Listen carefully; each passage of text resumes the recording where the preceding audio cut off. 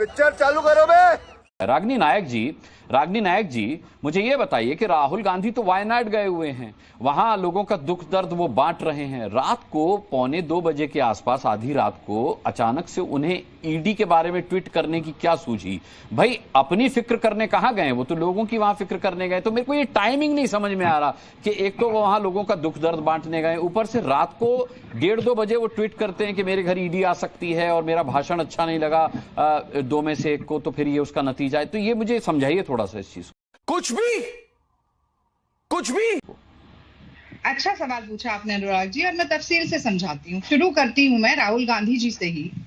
देखिए, लोगों का दर्द बांटना, आपने बिल्कुल ठीक बात कही। वायनाड में लोगों का दर्द भी बांटने गए हैं। जब 5000 किलोमीटर चले तब भी लोगों के जख्मों पर मलहम लगा रहे थे, उनके आंसू पोंछ रहे थे। और एक राजनीति जिसका लक्ष्य महात्मा गांधी जी ने बताया था कि पंक्ति में खड़े हुए अंतिम व्यक्ति के आंसू पोंछने, और जो अंतिम व्यक्ति दलित हैं, अल्पसंख्यक हैं, पिछड़े हैं, शोषित हैं, प्रताड़ित हैं, उन सबको राजनीति के हाशिए से मुख्य धारा पर लाने का काम राहुल गांधी कर रहे हैं। और मुझे बहुत गर्व है कि वो मेरे नेता हैं। अब मैं आपके सवाल पर आती हूँ, जो कि पॉलिटिकल टाइमिंग के ऊपर सवाल किया। अच्छा सवाल इसलिए मैंने कहा क्योंकि आप ठीक कह रहे हैं, क्रिकेट और पॉलिटिक्स में टाइमिंग बहुत जरूरी है। और जिस तरह से अनुराग जी आपका चैनल पूरे दिन में बहुत सारी खबरें सूत्रों के हिसाब से चला रहा है, कुछ सूत्र तो हमारे पास भी हैं, ये आपको मानना पड़ेगा। और जिस तरह से ए.के. वाजपेयी जी ने अपने ठगबंधन के साथ ही भाजपा के प्रवक्ता के ना आने पर पल्ला झाड़ा, आप ये भी समझ सकते हैं कि किस तरीके से चारों अब आ गए रागिनी जी, सिद्धार्थ यादव आ गए। हाँ, वो मैंने देख लिया, पर जब तक आपने कहा था इन्होंने पल्ला झाड़ दिया, इन्होंने कहा मैं जवाब नहीं देना चाहता। तो चारों तरफ है आग बराबर लगी हुई भारतीय जनता पार्टी में। नितिन गडकरी ज्ञान बांट रहे हैं निर्मला सीतारमण को। उत्तर प्रदेश में क्या हो रहा है ये हर कोई जान रहा है। वहां राजस्थान में अलग लड़ाई छिड़ी हुई है। तो किस तरीके की उठापटक न सिर्फ ठगबंधन में एनडीए के बल्कि भाजपा में भी चल रही है, ये कोई मुझे नहीं लगता कि बहुत ज्यादा कोई छुपी हुई बात है। ये बड़ी अच्छी बात कही आप। पर जहां तक ईडी का प्रश्न है, तो देखिए, मोदी जब डरता है, ईडी, सीबीआई और पुलिस को आगे करता है। ये बात बहते हुए पानी की तरह देश में साफ है। वो क्यों साफ है वो भी मैं आपको बताती हूँ। बड़ी बड़ी बातें अभी वाजपेयी जी यहाँ पर कर रहे थे। 2014 से 24 के बीच में 4 गुना ज्यादा ईडी के केसेस बढ़े, और उसमें से 95% केस जो है वो केवल विपक्ष के नेताओं के ऊपर हुए। यूपीए कार्यकाल में 10 साल के कार्यकाल में जहां पर 26 केस पॉलिटिकल लीडर्स के खिलाफ हुए, एनडीए सरकार के पिछले 5 साल के कार्यकाल में 130 केस हो गए। और उनसे 130 केसेस मतलब इसका मतलब ये हुआ कि भ्रष्टाचारी विपक्ष में ज्यादा है ना। तू तो गया बेटे। नहीं, ये आपका जब बीजेपी विपक्ष में थी तो भ्रष्टाचारी कम थे, इसका बीजेपी यही आकलन करेगी। हाँ, बड़ी अच्छी बात है। आपका नाम मुस्कान है, आपने हा करके बात की, मुझे बड़ी खुशी हुई। लेकिन मैं अपेक्षा करती हूँ कि ये जो यादव जी बैठे हैं उनसे आप पूछिएगा हिमंत बिस्वा शर्मा कितने करप्ट थे जब चिटफंड घोटाला, जब कांग्रेस पार्टी में थे और चिटफंड घोटाले की बात की जाती थी। उनसे पूछेगा अजीत पवार कितने भ्रष्ट थे जो 70,000 करोड़ के सिंचाई घोटाले की बात की जाती थी जब वो एनसीपी में थे। पूछेगा शुभेंदु अधिकारी जो नेता विपक्ष बनकर बैठे हैं, बंगाल में टीएमसी के नेता थे, वो शारदा घोटाले में कितने भ्रष्टाचारी थे। उनसे पूछेगा प्रफुल्ल पटेल के केस क्यों बंद हो गए, हार्दिक पटेल पार्टी में शामिल हो गए तो बहुत ज्यादा सच संवर गए। उनसे पूछेगा नारायण राणे का क्या हुआ। इसलिए हंसकर आप इतनी गंभीर समस्या को टालिए मत मुस्कान जी। नहीं, मैं बिल्कुल नहीं टाल रहा। आपका एक सवाल लेकर सिद्धार्थ यादव के पास जाऊंगा, बिल्कुल नहीं टाली जाएगी। एक बात मैं और बोलना चाहती हूँ, चूंकि आपने कहा कि राहुल गांधी डरे हुए हैं, मुझे लगता है आज देश में जो अभय मुद्रा, मैंने नहीं कहा वो डरे हुए हैं, मैंने तो कहा कि वो चाय बिस्किट लेके तैयार बैठे हैं। सवाल आपका इसी दृष्टि में था। ये जो अभय मुद्रा दिखाकर डरो मत का नारा अगर देश में किसी ने दिया है ना, कि अन्याय के खिलाफ, भ्रष्टाचार से, अन्याय से, सत्ता की ताकत से, गुरूर से, घमंड से डरो मत, वो राहुल गांधी हैं। 55 घंटे ईडी ने पूछताछ की, लेश मात्र भी दामन राहुल गांधी का दागदार नजर नहीं आया। अगर होता तो अभी नरेंद्र अब आपके सवाल, बस हवा निकल गई जो है वो सिद्धार्थ यादव से उनके जवाब ले लेते हैं। जेल में डाल दिया होता तो एक लाइन और जोड़ दूं, वो सवाल आप पूछेगा कि ये घबराहट, झुंझलाहट कैसी है कि मोदी जी भीगी बिल्ली बनकर कह रहे हैं कि मेरे गला घोटने का काम विपक्ष ने कर दिया। तो असल में डरा हुआ कौन है ये साफ पता चल जाता है। और मैं फिर कहती हूँ, जब जब मोदी डरता है, ईडी, सीबीआई और इनकम टैक्स को आगे करता है। अरे बाप रे, ये तो धोती खोल रहा है। तो हम क्यों डरें? तो राहुल गांधी को इस बात से क्या डर है? डर हालांकि मैं भी नहीं कह रहा, डर आप भी नहीं कह रही, लेकिन अगर वो ट्वीट कर बहन डर गई, बहन डर गई, बहन डर गई। इंसिस्ट मत कीजिए, नहीं बोल रहे। रागनी जी ने कहा मन चंगा तो कटौती में गंगा। रागनी जी, कटौती में गंगा, ये ठीक है। रागनी जी देखिए, बड़ा मुस्कान जी, दो बातें कहना चाहूंगी। एक मिनट, एक सिद्धार्थ भाई के लिए और एक संगीत रागी जी के लिए। तो देखिए, सिद्धार्थ भाई ऐसा है कि नीलकंठ कहलाते हैं भोले भंडारी, इसलिए कि जब समुद्र मंथन हुआ और हलाहल विष निकला तो किसी भी जीव, किसी भी जंतु, किसी भी प्राणी का बाल भी बाका न हो, इसलिए विषपान उन्होंने खुद कर लिया, खुद ही जहर का सेवन कर लिया। और उसी भोले भंडारी के नाम पर उत्तर प्रदेश में कैसा जहरीला, नफरती, वैमनस्यकारी बंटवारा आप करना चाह रहे थे। ये नाम लिखो, ये कारीगर का नाम लिखो, अपना धर्म बताओ। मैं समझती हूँ कि देश की जनता ने और खास तौर से दलित, अल्पसंख्यक और पिछड़े वर्ग ने अपनी शक्ति को पहचाना जब हाथ में संविधान लेकर राहुल गांधी जी ने आह्वान किया और उस वोट की चोट से मोदी जी के अहंकार को तोड़ा। तो आप मान लीजिए इस बात को कि आप नफरती बात अगर करेंगे तो वो कोई नहीं मानेगा, चाहे आप डिबेट में करें या भारत की राजनीति में करें। मुझे क्रेडिट नहीं चाहिए। अब मैं रागी जी से एक बात कहना चाहती हूँ। रागी जी, अभी आप बड़ी विवेचना कर रहे थे, राहुल गांधी जी की जन्म कुंडली बताने की कोशिश कर रहे थे, थोड़ा सा संघ पर भी बोला करिए। ये बताइए कि 11 जुलाई 1949 के दिन जब आप पर से बैन हटा तो 3 बड़ी शर्तें लगाई गई।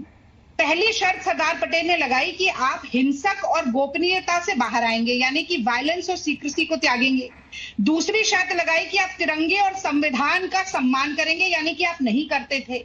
और तीसरी शर्त आप पे लगाई गई कि आप एक सांस्कृतिक संगठन के रूप में रहेंगे, राजनीति से आपका कोई लेना देना नहीं होगा। तो राजनीतिक बहस में रोज आकर संघी क्यों बैठ जाते हैं? क्यों ये संघ के पॉलिटिकल कमेंटेटर्स की जरूरत है? जब आप सांस्कृतिक संगठन का मैं लाता हूं सिद्धार्थ, आपने तो सरदार पटेल की पीठ पर भी छुरा घोंपा है। आप और क्या विवेचना करेंगे दूसरे राजनेताओं के बारे में? अब बोल। और अंतिम बात मैं मुस्कान जी कहना चाहती हूँ कि नरेंद्र मोदी जी ने चुनावी भाषण में सार्वजनिक रूप से मुझे मौका जरूर दीजिएगा। बिल्कुल। अडानी और अंबानी ट्रक भर भर के कालाधन पहुंचाते हैं, उनके घर में ईडी और सीबीआई की रेड क्यों नहीं पड़ी? मैं जानना चाहती हूँ। हर वो पत्रकार जो सवाल पूछता है उसके घर में ईडी की रेड पड़ती है। हर वो फॉरवर्ड ब्यूरोक्रेट जो मोदी जी की पोल खोलना चाहता है उसके घर में रेड पड़ती है। अरे वीरभद्र सिंह जी की बेटी की शादी के दिन ईडी की रेड पड़ी थी। कर्नाटक के मंत्री का बेटा 40 लाख की घूस लेकर पकड़ा जाता है भाजपा का, कुछ नहीं होता। भाजपा का कार्यकर्ता खुदकुशी कर लेता है संतोष पाटिल ये कहकर कि 40% कमीशन खोरी हो रही है, कुछ नहीं होता है। तो ये संयोग है या प्रयोग है? ये देश की जनता संयोग है या प्रयोग है? पहले आपने गजब बेइज्जती है।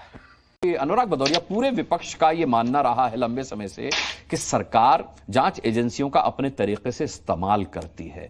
मैं ये कहता हूं कि कोई कितना भी इस्तेमाल करे, मेरे घर ईडी आ जाए, मेरे को किसी बात की डर नहीं, मेरे घर सीबीआई आ जाए, मुझे किसी बात का डर नहीं है। तो फिर ये डर क्यों शो किया जाता है? विपक्ष इस बात से भयभीत क्यों रहता है कि अब जो है ईडी और सीबीआई आएगी, हमको रेड करेगी? चुप कर बे कुत्ते। विपक्ष भयभीत नहीं है, ये शब्द गलत है कि विपक्ष भयभीत है। विपक्ष ये बात बताता है कि किस तरह से सरकार टारगेटेड काम कर रही है। क्योंकि सरकार की जब से भारतीय जनता पार्टी की सरकार इस देश के अंदर में आई है, आपने देखा होगा विपक्ष को टारगेट किया जाता है। विपक्ष के नेताओं पे कार्रवाई होती है। क्या आपने कभी सत्ता पक्ष के नेताओं पे कार्रवाई देखी? अगर 99 विपक्ष के नेताओं पर होगी तो कहीं आधा ओधा किसी तरह से, वो भी तब हो रही होगी सत्ता पक्ष वालों के जब उनको शक हो रहा होगा कि इनका साथ छोड़ने वाले हैं। सवाल यह है कि कभी भी इतना दुरुपयोग एजेंसियों का कभी नहीं हुआ जितना दुरुपयोग इस सरकार में देखने को लगातार मिल रहा है। एक आध बार नहीं तो भाई आप देख, कोई कोइंसिडेंट नहीं हो सकता। आप दो चीफ मिनिस्टरों को आप जेल में डाल देते हैं और उनको प्रूव भी नहीं कर पाते हैं कि उनके पास मनी ट्रेल कहां है, ये भी नहीं पता चलता। भाई हेमंत सोरेन को आपने जेल में रखा तो फिर कोर्ट से उनको बेल मिली ना, कोर्ट ने उनको छोड़ा ना कि भाई आप बता ही नहीं पा रहे। लेकिन आपके साथ ही अरविंद केजरीवाल की बेल होल्ड हो गया। भाई अभी हमारे मतलब आपको मत सिखा। चल, ईडी ने दी थी, उसके बाद कोर्ट को मिला था, फिर दूसरे में उन्होंने अपना सिस्टम कर लिया। खैर जो भी हो, बात वो नहीं है।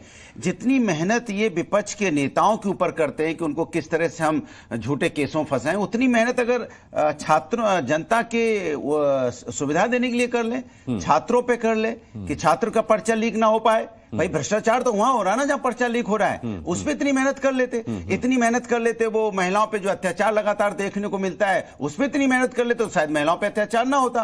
उतनी मेहनत है किसानों के कैसे हम किसानों की इनकम दुगनी बढ़ाए तो शायद किसान की इनकम दुगनी हो गई होती और रोजगार आपने यूथ को दे दिया होता। लेकिन आप उस पर उतनी मेहनत करते नहीं, उस पर आप चर्चा करते नहीं। आप चर्चा आपकी क्या होगी? आपकी चर्चा होगी जाति धर्म को देख के। आप ऐसी बात एक बार बोलोगे, या तो जाति धर्म की बात करोगे या विपक्ष को टारगेट करोगे, या फिर जनता को कष्ट देना, कैसे जनता को कष्ट दिया जाए, चाहे लॉकडाउन लगा के दिया जाए, चाहे नोटबंदी करके दी जाए, चाहे वो देखिए लॉकडाउन में भी आपने कमाल की बात देखी होगी कि किस तरह से अच्छा कोविड में आप देखो हॉस्पिटल में आप ऑक्सीजन मुहैया नहीं करा पाए, लोग तड़प तड़प के बिना ऑक्सीजन के लोगों की जान निकल गई। आप लॉकडाउन में आपने लगाया, सारी ट्रेन और सारी बसेस खड़ी रही, लोग पैदल चल के उनकी मौत हो गई। भदौरिया जी, वैक्सीन आप करते थे जब आई तो बीजेपी की वैक्सीन बता दिया उसको आपने, बीजेपी की वैक्सीन। तो राजनीति तो आप लोगों ने भी कम नहीं की। नहीं, बीजेपी वाले उसका सुनो हर चीज का नैरेटिव गलत तरीके से, क्योंकि उनके पास सिस्टम बहुत बड़ा बीच में हो गया था, अब नहीं है। अब हमें पूरा विश्वास है मीडिया मैं लौटूंगा आपके पास। नहीं, एक सेकंड बस। पहले उन्होंने मीडिया को थोड़ा अपने कब्जे में कोशिश की थी करने की, अब मीडिया उनके कब्जे में नहीं, इसलिए वो बेचैन है, परेशान है, बौखला रहे। भूल जाते हैं। अरे भैया आपको अरे वाह भदौरिया जी, अरे आपको 33 आप का हल्ला मचा रहे हैं। आप तो 33 से 3 पे आने वाले, आप पढ़े लिखे आते हैं ना, आप बहुत पढ़े लिखे विद्वान हैं। अरे आपकी सरकार जा रही है, कहाँ परेशान? आप 240 पे हैं, आप परेशान होंगे। 240 पे हैं, दूसरों के भरोसे चल रहे हैं, पैर आपके हैं ही नहीं, दूसरों के पैर पे चल रहे हो, और दूसरे वाले अपने पैर ले गए तो आप तो नीचे ही आ जाओगे। आपको वोट कितना मिला? जनता ने हमारा साथ समर्थन 272 नहीं मिली ना, जनता ने आपको, जनता में सरकार ने नहीं दिया ना। अब एनडीए की सरकार है, बोलिए एनडीए की सरकार है, बोलिए एनडीए की सरकार है, बोलिए। पहले तो आप बोलते थे आपकी बात बीजेपी की सरकार, बोलिए एनडीए की तो सरकार पहले भी थी, 19 में भी एनडीए की सरकार थी, 14 में भी एनडीए की सरकार। पहले बोलते थे बीजेपी की सरकार, आप बोल के दिखाएं बीजेपी की सरकार। मैं चैलेंज करता हूं, बोलिए बीजेपी की सरकार। चलिए मैं चैलेंज कर रहा हूं आपको, ये आदरणीय प्रधानमंत्री मोदी जी की सरकार है, देश देख रहा है, बोलिए बीजेपी की सरकार है, ये एनडीए की सरकार है। और बताओ यस, एनडीए की सरकार बोलने के लिए तीनों की बात बोली ना, एनडीए की सरकार नहीं बोलते थे। आज हमने आपको मजबूर कर दिया कि आप एनडीए की सरकार बोलो, क्योंकि आपकी क्या बढ़िया था गुरु। खत्म, bye bye, tata, good bye, गया।